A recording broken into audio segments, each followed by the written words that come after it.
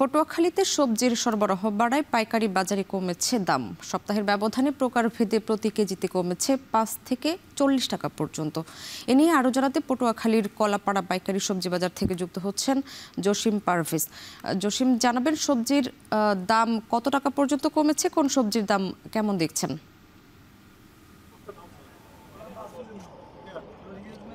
স্বামী, এখন কিন্তু বর্ষা শেষ মৌসুম এবং শীতের সবজি উৎপাদন শুরু হয়েছে এবং সেগুলো বাজারজাত করার প্রক্রিয়াধীন রয়েছে, এমনটি জানিয়েছে চাষি পর্যায়ের যে সকল চাষি রয়েছেন তারা। তবে এখন যে পটুয়াখালী জেলার বিভিন্ন হাট বাজারে যে সকল সবজি বেচা বিক্রি হচ্ছে সেগুলোর দাম অনেকটাই কমেছে। এই দাম কমার পিছনে এখানকার ব্যবসায়ীদের সঙ্গে আমরা কথা বলেছি, তারা বলেছে যে সরবরাহ এবং সবজির যে পরিবহন খরচ সেটি কম থাকায় কিন্তু এক সপ্তাহের ব্যবধানে দামটা অনেকটাই কমেছে। তো আজ এই পটুয়াখালীর কলাপাড়ার নাচনাপাড়া পাইকারি সবজি বাজারে এখানে চিচিঙ্গা বিক্রি হচ্ছে ৩৫ টাকা প্রতি কেজি। এখানে এক সপ্তাহের ব্যবধানে প্রতি কেজিতে দাম কমেছে ১০ থেকে ১৫ টাকা। এছাড়া শিম বিক্রি হচ্ছে ১০০ থেকে ১২০ টাকা, এটি অপরিবর্তিত অবস্থায় রয়েছে। এবং বরবটি বিক্রি হচ্ছে ৫০ থেকে ৬০ টাকা, এখানে কমেছে প্রতি কেজিতে ১০ টাকা। এছাড়া বেগুন বিক্রি হচ্ছে ৭০ থেকে ৮০ টাকা, এখানে প্রতি কেজিতে কমেছে ২০ টাকা।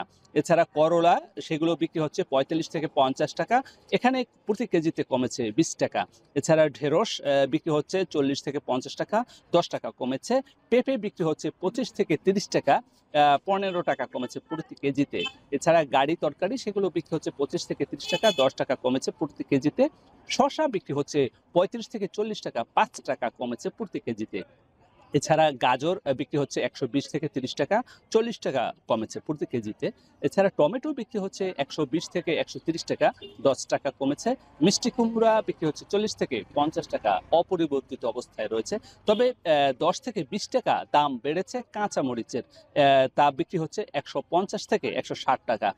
এখানকার ব্যবসায়ীদের সঙ্গে আমরা কথা বলেছি, তারা বলেছে যে মোকাম থেকে যে সকল সবজি আসে উত্তর অঞ্চল থেকে, সে সকল সবজি যদি এখানে পরিবহন সময় পচে যাওয়া এবং ভাড়া যদি অতিরিক্ত না হয় তাহলেই কিন্তু সবজির দামটা একটু কমে। আর যদি পরিবহন খরচ এবং ভাড়া এবং সরবরাহ কম থাকে তাহলেই সবজির দামটা বেড়ে যায়। এই ছিল আমার কাছে সবশেষ। সামনে পটুয়াখালী থেকে সবজির বাজারের খবর জানাচ্ছিলেন সহকর্মী জসিম পারভেজ।